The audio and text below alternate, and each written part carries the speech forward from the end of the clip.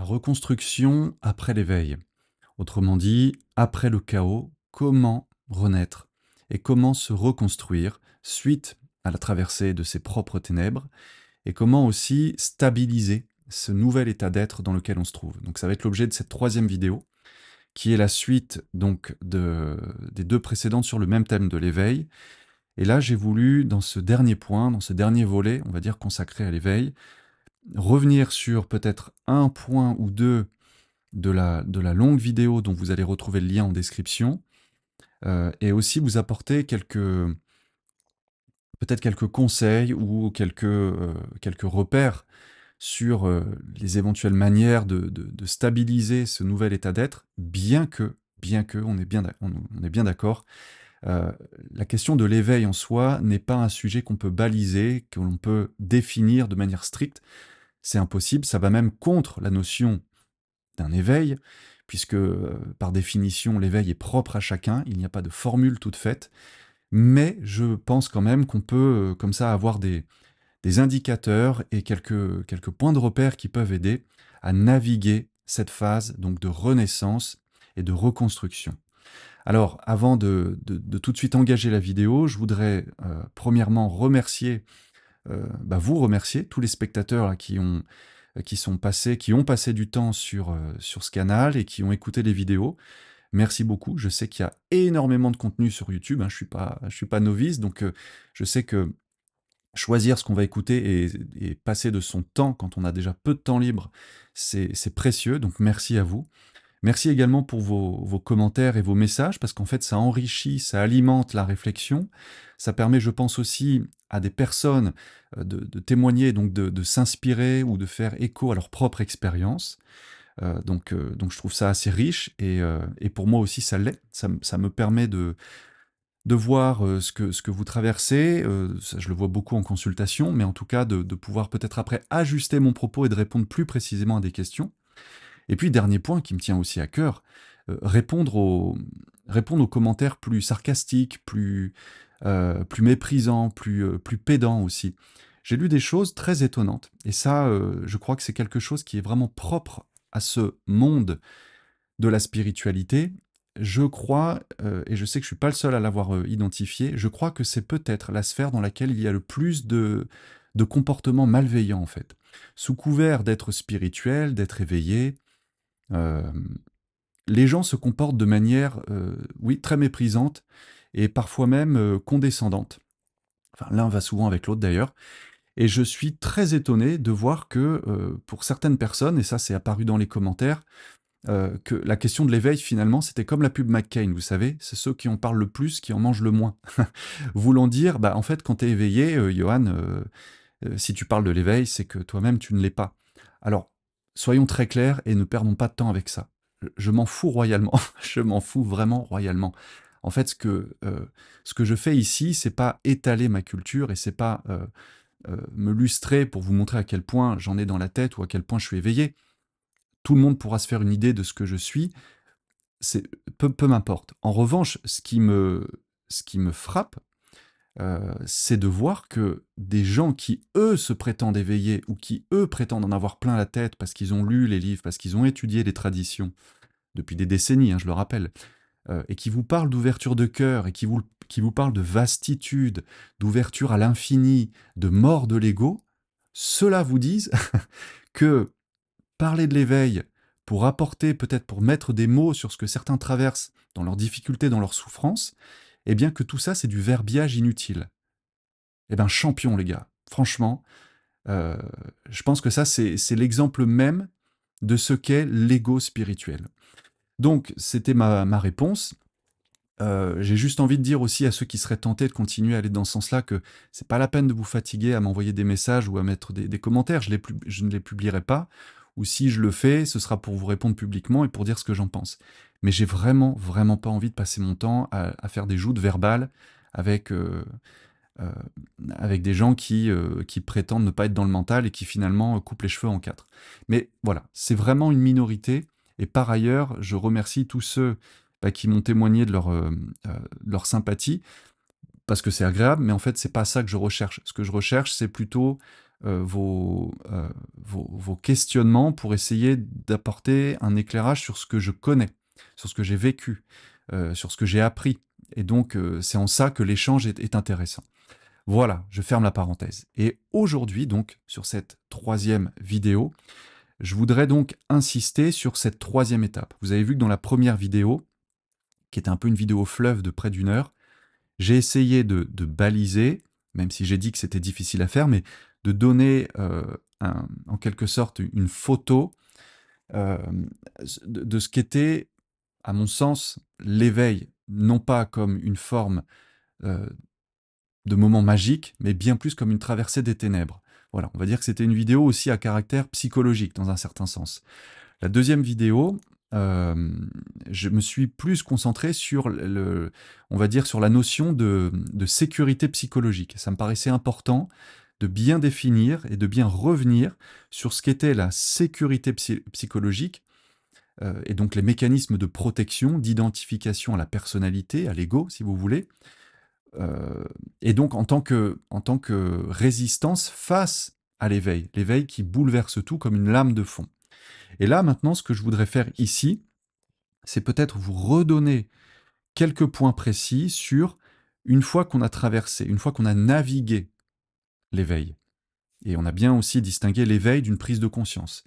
Une fois qu'on a navigué l'éveil, comment stabiliser ce processus et comment, dans cette nouvelle naissance, dans cette deuxième naissance, comment finalement reconstruire, mais pas reconstruire à l'identique ou pas reconstruire sur le même schéma directeur, de bâtir à nouveau une sécurité psychologique, des certitudes, des renforts face à l'incertitude de la vie, plutôt d'ancrer, voilà, comment ancrer cette paix intérieure, comment ancrer ce regard, cette vision pénétrante que vous avez sur la vie, sur vous-même avant tout et sur la vie, et c'est là-dessus que je vais insister. Donc le premier point sur lequel j'aimerais revenir, qui est un petit peu une mise en garde et un conseil, c'est que effectivement, et ça me paraît être peut-être le point capital de cette vidéo-là, c'est de dire que effectivement, l'éveil, ce n'est pas, ça peut être dur à entendre, je le sais, ce n'est pas vivre dans la joie,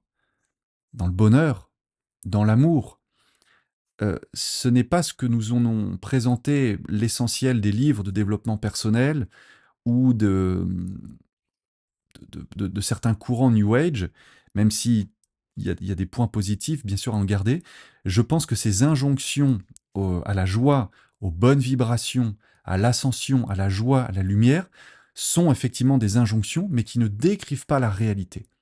Parce qu'évidemment, vous aurez compris que je l'ai déjà expliqué, c'est plus vendeur, c'est plus attractif de parler de joie, de bonheur, d'ascension, de good vibes, de choses comme ça, parce que ça fait vendre des livres, parce que ça engage les gens à aller dans des séminaires. Je comprends, je le comprends. Mais la réalité du terrain, c'est qu'en fait, cette phase d'éveil, souvenez-vous, je vous renvoie à la première vidéo, c'est beaucoup plus une introspection dans ces ténèbres, une descente dans nos propres enfers, pour aller purger, eh bien, j'ai envie de vous redire, pour aller purger notre maison 8, pour aller purger notre aspect scorpion.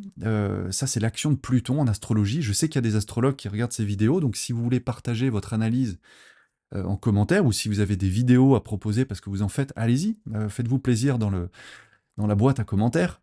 Mais j'ai beaucoup plus l'impression qu'effectivement l'éveil, c'est comme une traversée de cette maison 8, très scorpionique, très plutonique, et qu'il faut identifier l'action de Pluton ici. Pluton, j'aime bien voir Pluton comme la lettre P, effectivement. C'est la planète des profondeurs. C'est la planète de la psychologie. C'est la planète du pétrole, c'est-à-dire du carburant qui nous anime, mais le carburant noir, celui qui est vraiment en nous. Euh, c'est aussi la planète de la pollution, nos pollutions intérieures. Donc en fait, visiter nos ténèbres, euh, ou plutôt je devrais dire, l'éveil, ce n'est pas éviter les ténèbres, ce n'est pas éviter l'ombre, c'est donc aller à la rencontre de ces ténèbres, et par extension, les visiter, c'est aussi les purger, se confronter à elles, les purger. Mais une fois que vous avez fait cette purge, euh, c'est pas forcément la joie le bonheur, l'allégresse, ce que j'appelle la religion de l'amour et de la lumière, qui va surgir. Ça peut être au contraire, euh, enfin au contraire, peut-être pas au contraire, mais ça peut être à la place un état de paix, juste un état de paix, ou ce que les stoïciens appelaient l'ataraxie. L'ataraxie, c'est l'absence de trouble de l'âme. En fait, c'est un état de tranquillité de l'âme, donc sans crainte, sans désir, mais également sans toutes les passions dévorantes, sans l'adrénaline, hein, on l'avait vu dans la première vidéo, sans les ambitions anciennes, sans les passions et tout le côté feu dévorant des premiers temps. Donc, j'insiste bien là-dessus, quand on vit l'éveil, je pense que naturellement après, on peut être tenté effectivement de ressentir, de sentir à nouveau ces anciennes motivations, mais en réalité, il y a plus un état d'ataraxie, donc je vais utiliser ce mot dans cette vidéo, vous l'aurez, si vous ne le connaissiez pas, en tout cas vous l'aurez maintenant, c'est-à-dire cette tranquillité de l'âme qui nous pousse davantage à choisir l'alignement, c'est-à-dire à choisir ce qui est juste dans l'instant. Choisir ce qui est juste dans l'instant. Et choisir ce qui est juste dans l'instant, ça peut être l'action juste à mener, ou ça peut être de juste ne rien faire, mais en tout cas, de cesser de lutter. Voilà, de cesser de lutter pour atteindre un objectif de lumière, de joie, de bonheur. Alors attention, hein, il peut bien sûr, et je vous le souhaite, et c'est tant mieux, vous vivrez certainement des moments de bonheur, de joie, de plaisir, mais ce n'est plus un but en soi, ce n'est plus ça la recherche. Il n'y a plus la lutte à essayer de construire une ambition, de chercher la performance pour vouloir remplir le vide par justement du bonheur ou de la joie. J'ajouterais donc sur ce point de l'éveil, qui n'est pas forcément attaché à la joie, l'amour, le bonheur, j'ajouterais que le fait de connaître cet état où vous avez purgé votre inconscient en quelque sorte, ou purgé vos démons, ce n'est pas donc être dans un vide de sens. Votre vie, parce qu'on m'a posé la question, ou on me l'a aussi mis en commentaire, quelque chose qui s'en rapproche, c'est-à-dire oui, mais alors, qu'est-ce qui reste? Effectivement, on peut se demander, alors si j'ai purgé ce qui me nourrissait, qu'est-ce qu'il va rester? Est-ce que ma vie devient vide de sens? Non, je préfère cette formule et vous dire, ce n'est pas un vide de sens dans votre vie que vous allez naviguer. C'est qu'en fait, vous aurez vidé votre vie de tout le non-sens qu'elle contenait. Donc je répète ça parce que c'est un point aussi capital de cette vidéo sur lequel je veux insister. Suite à l'éveil, ou en même temps, ou conséquemment, mais dans cette phase de l'éveil, ce n'est pas simplement vivre dans un vide de sens, mais c'est au contraire vider tout le non-sens que votre vie contenait. Qu'est-ce que je mets dans l'idée de non-sens? Le non-sens, c'est l'absurdité. L'absurdité liée effectivement à une quête de l'ego, à une quête de personnalité qui cherche à se rassurer psychologiquement. Comment? On l'a déjà étudié, donc je vais aller très très vite. Comment on se rassure? En se prouvant qu'on est légitime, en cherchant de la reconnaissance à travers le regard des autres, en cherchant à accumuler des biens et des richesses pour se sécuriser, pour montrer qu'on a bien réussi, ou en cherchant l'amour, la stabilité dans un couple, ou la reconnaissance sociale, dire je suis quelqu'un, j'ai le modèle reconnu, admis et bien vu. Voilà. Vider sa vie de tout le non-sens. Je pense que ça, c'est quelque chose, une chose à laquelle vous pouvez peut-être, enfin, il ne faut pas que je dise vous raccrocher, hein, parce que vous n'êtes pas non plus en train d'essayer de survivre. Mais gardez-le comme idée, voyez si ça vous parle. Mais je pense que, voilà, si on file la métaphore de la purge quand on passe dans ces ténèbres, eh bien, on peut se dire qu'on se purge de tout ce non-sens, de toutes ces absurdités, de toutes ces illusions, donc liées, dans un premier temps, à la vie de notre personnalité. Et puis, toujours sur ce point, vous aurez compris que c'était le point majeur de cette vidéo, hein. L'éveil n'est pas la joie, n'est pas le bonheur. Ça peut l'être, mais c'est pas ça. C'est pas ça comment dire, la quintessence ni l'objectif. Je pense aussi qu'on cesse les luttes contre le vide, la notion de vide, je viens d'en parler, et puis aussi contre la notion, quelque part, d'injustice dans le monde. Je fais attention en disant ça parce que je sais que c'est un point sensible pour beaucoup d'entre vous, pour beaucoup de gens qui ont beaucoup d'empathie et qui sont sensibles aux questions de l'humanité dans le monde. Mais je dirais que plutôt que de chercher à réparer le monde à l'extérieur, vous allez être peut-être beaucoup plus mobilisé, je dirais, par le fait d'incarner l'harmonie en vous, d'incarner un principe euh, d'équilibre, même si ce principe d'équilibre est imparfait. Il y a beaucoup de personnes qui, comme moi je l'ai été, et comme je peux l'être encore parfois, qui sont trop attachées à un désir de perfection, la fameuse perfectude, vous savez, l'attitude de perfection. On veut que tout soit parfait avant de passer à l'action. Bon, je pense aussi que quand on est dans ce nouvel état d'être, on s'embête beaucoup moins avec l'idée de perfection, parce qu'on comprend que ce monde est profondément imparfait. J'en ai déjà parlé dans les autres vidéos, je ne reviens pas dessus. Et donc, incarner l'harmonie en soi, c'est accepter, effectivement, accepter ses imperfections, mais cette fois-ci, les accepter en conscience. Et c'est là où est toute la nuance, c'est que plutôt que de vouloir être parfait, mais dans une forme d'inconscience, parce qu'on croit qu'on peut être parfait, parce qu'on croit que ce monde peut être parfait, eh bien c'est l'inverse, c'est-à-dire on incarne son imperfection, mais tout en ayant conscience de nos limitations, de nos éventuelles faiblesses, de notre marge peut-être de progression, mais on s'embête beaucoup moins, on se pourrit beaucoup moins la vie, et donc c'est comme ça qu'on peut incarner un principe d'harmonie, être Tao logique. Ce que je répète toujours, c'est-à-dire bien connaître ses besoins profonds pour emprunter une direction qui nous convienne. Eh bien oui, quand on connaît ses besoins profonds, on sait aussi que on est imparfait, mais que ça ne nous empêche pas de passer à l'action au moment juste et de mener une action juste. Alors, je vais poursuivre ici avec quelques balises à vous à partager avec vous. Et ça, c'est un autre point sur lequel je veux insister ici. J'ai presque envie de vous dire, quand vous avez vécu l'éveil ou quand vous êtes en train de le vivre, parce que je ne sais pas si un jour on peut dire j'ai fini de vivre l'éveil, je suis éveillé. Ça, je ne sais pas. Je ne crois pas. En théorie, j'ai envie de vous dire, c'est impossible à se prononcer.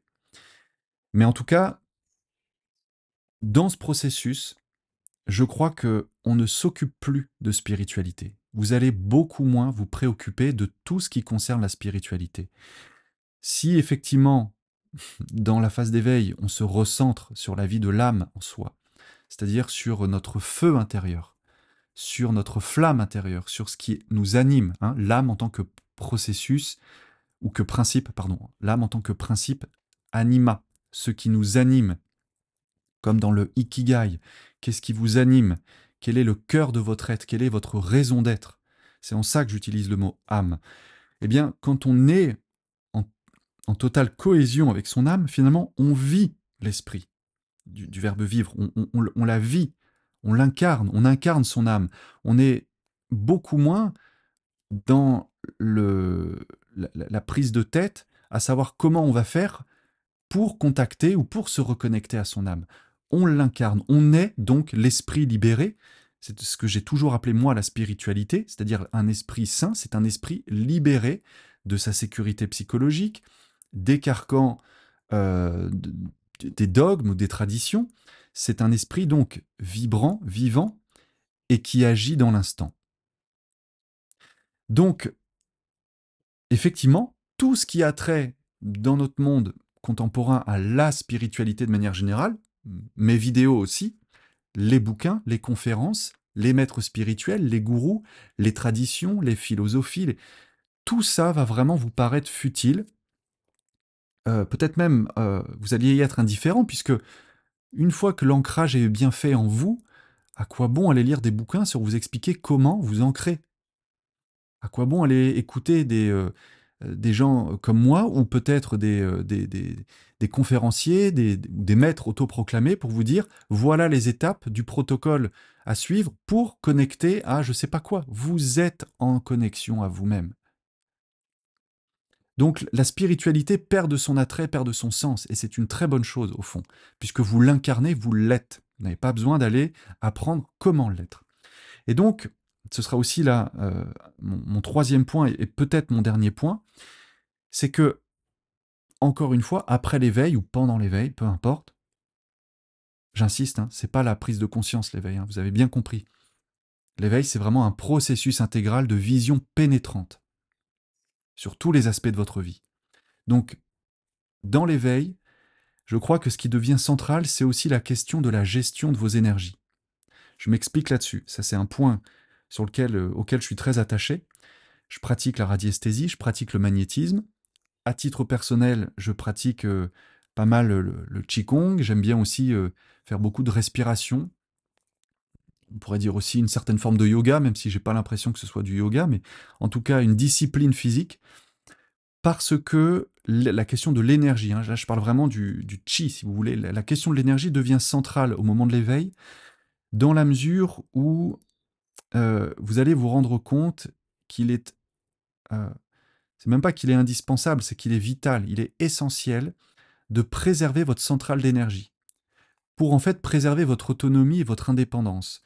Alors là, je vais utiliser une image de la pop culture, parce que ça parle à tout le monde. Donc c'est une manière d'imager. Attention, je ne suis pas en train de vous dire qu'il faut le comprendre comme ça.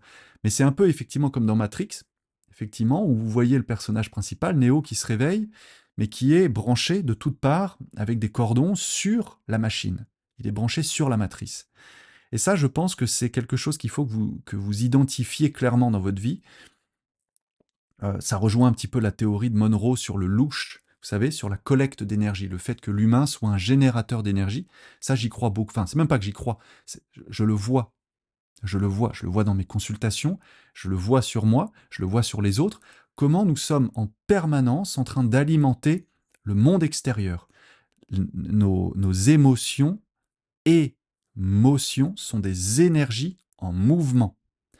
Et donc, tant qu'on est branché par des stimuli extérieurs, par des déclencheurs extérieurs, par de l'information, par des déclencheurs psychologiques, culpabilité, peur, stress, injonction contradictoire, obéissance, soumission, bref, tant qu'on est branché sur l'extérieur, on va fournir, alimenté par nos réactions émotionnelles liées aux pensées, on va fournir de l'énergie à ce système.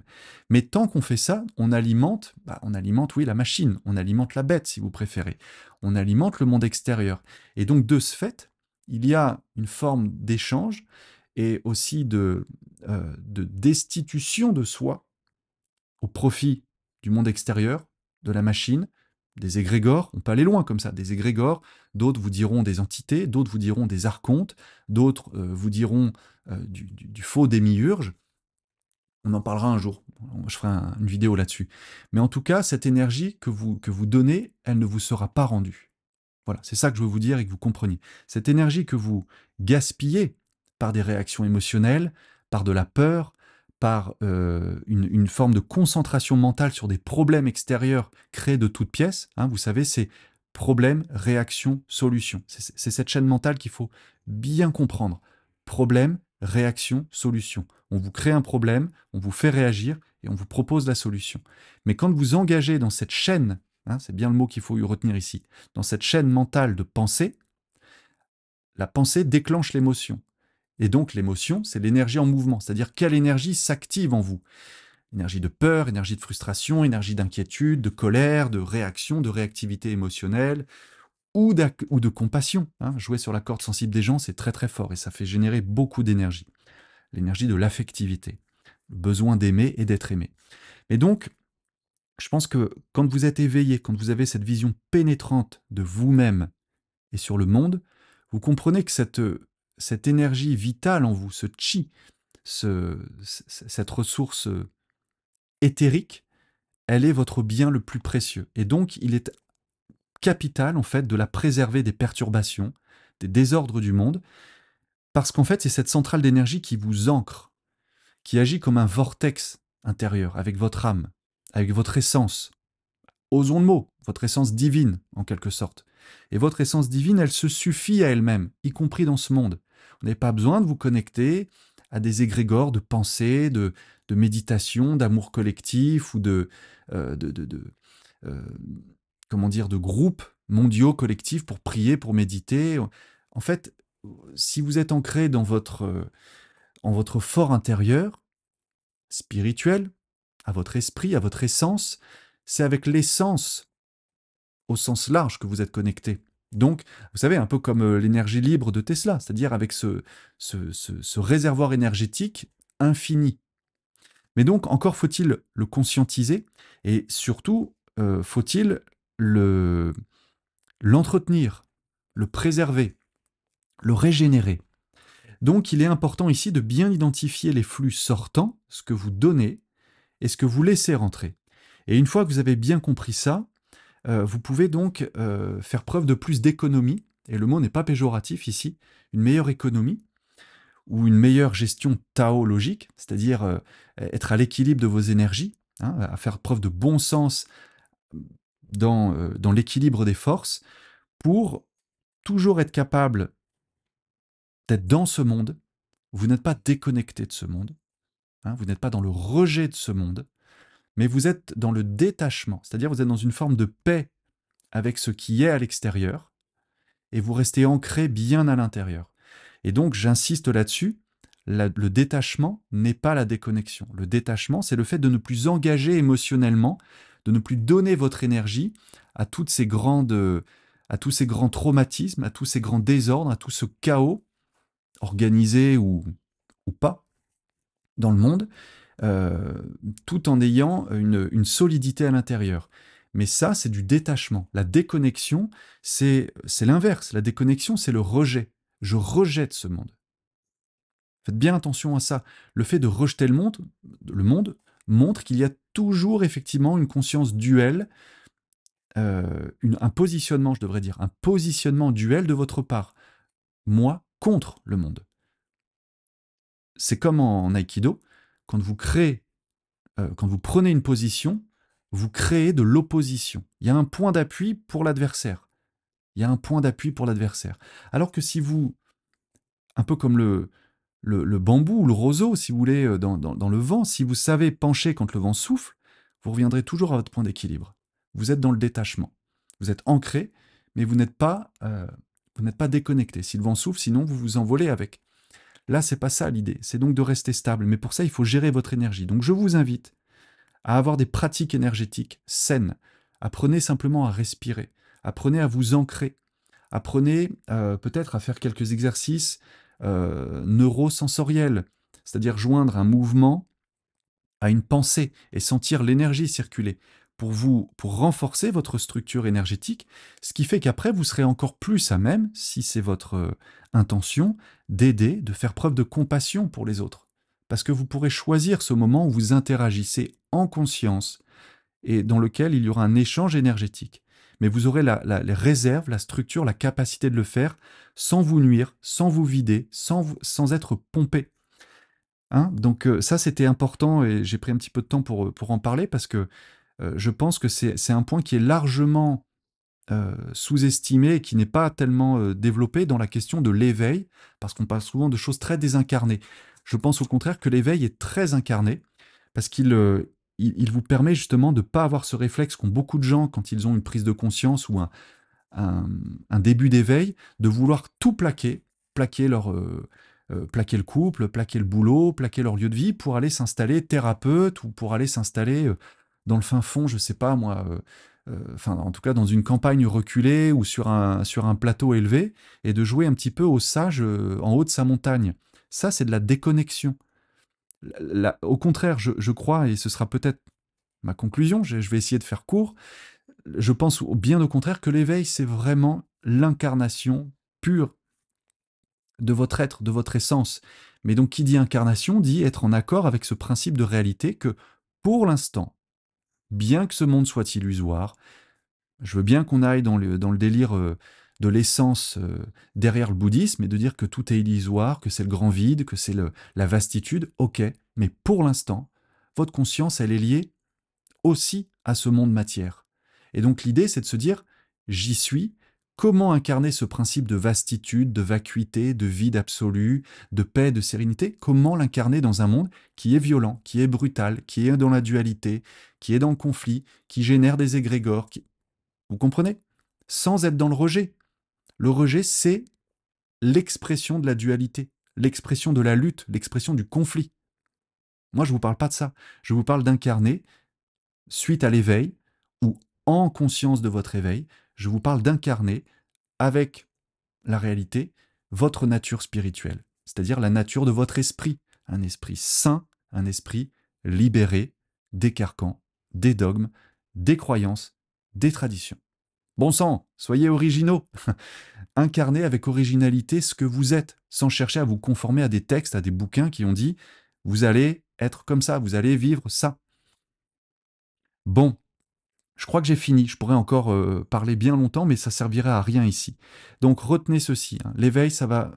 Vous allez privilégier la qualité à la quantité, la qualité de l'énergie, la qualité de l'action, la qualité de la vision, plutôt que d'être dans une quantité d'expériences, dans une quantité de relations, dans une quantité d'informations.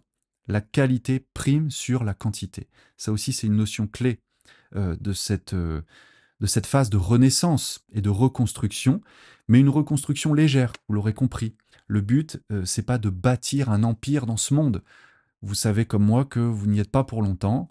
On ne sait pas. On ne sait pas combien de temps on va y être, donc il serait vain et futile de chercher à durer dans le temps. Par contre, incarner au mieux ce que l'on est, ici, maintenant, sur un principe de qualité. Donc voilà, j'ai fini. Je vais voir ce que je fais ensuite comme sujet. Je vais me donner le temps de la réflexion, je verrai. J'ai très envie de parler de la mission de l'âme, euh, parce que justement c'est un gros morceau dans les bouquins de spiritualité ou dans le monde New Age, et j'ai beaucoup de choses à dire sur ce que n'est pas la mission d'âme, mais ce que peut être, oui, effectivement, une mission de vie, pour dédramatiser, pour expliquer ces mots et leur redonner un sens plus concret. Donc on verra. Dites-moi en commentaire si ça peut vous intéresser. Dites-moi s'il y a d'autres sujets qui vous intéresseraient. Moi, ça m'intéresse de savoir sur quoi vous vous questionnez. Ah oui, point, voilà, je voulais aussi vous dire ça ici. Les vidéos, c'est bien. Les consultations, c'est bien. Ce qui me plairait énormément, c'est de faire des conférences, d'avoir des moments de rencontre avec vous. Parce que finalement, que ce soit le numérique ou que ce soit les consultations au téléphone ou en visio, je pense que ça peut apporter beaucoup. Mais on est dans ce monde, il y a donc le principe de réalité, et la réalité, c'est aussi, eh bien donc, euh, la rencontre, l'expérience directe. Et j'aimerais pouvoir vous proposer des conférences, des rencontres, au cours desquelles, eh bien, on pourrait parler de sujets. Je vous présenterai des sujets un peu comme je le fais là, mais peut-être plus sous forme d'échange dans un temps mesuré. Je sais pas, ça peut être 1 heure, 3/4 d'heure, 1 heure. Et ensuite, qu'on ait un moment de partage en direct, que vous puissiez vous aussi vous rencontrer, échanger. Si vous avez une salle, si vous avez une association, si vous avez déjà des groupes constitués, si vous avez une structure, bref, si vous êtes en capacité d'accueillir ou de proposer des conférences et que vous seriez intéressé que j'intervienne chez vous, faites-le moi savoir, ça m'intéresse aussi avec ma femme, avec Corinne, parce que on a des choses à vous proposer dans ces sujets-là. Donc, vous m'écrivez yodam22@proton.me, et donc faisons des rencontres. Ne restons pas juste par écran interposé. Voilà, je voulais vous dire ça. Bien sûr, vous pouvez me contacter pour les demandes de rendez-vous, d'accompagnement, de correction géobiologique aussi. Ça fait partie de mes prestations, en lien avec la radiesthésie, le magnétisme et donc la correction et l'optimisation des lieux de vie. Je suis à votre disposition, le mail sert à ça, et merci. Merci beaucoup pour votre écoute, merci pour vos commentaires, vos réactions, merci pour vos abonnements. Vous avez pu constater que ça fait vivre le canal, c'est vrai. Et si ce message vous parle et si vous pensez qu'il peut servir à d'autres, eh ben c'est vrai que je vais faire mon youtubeur, ça me plaît pas beaucoup, mais je vais le faire quand même. C'est vrai que de mettre un pouce bleu, c'est vrai que de mettre un commentaire ou de s'abonner aux médias, ça aide. Voilà. Merci, merci pour vous, enfin pour vous, pour vos commentaires et pour votre écoute, et je vous dis à bientôt. En somme, mesure la richesse de ta vie aux épreuves que tu as traversées et non à la quiétude que tu as connue.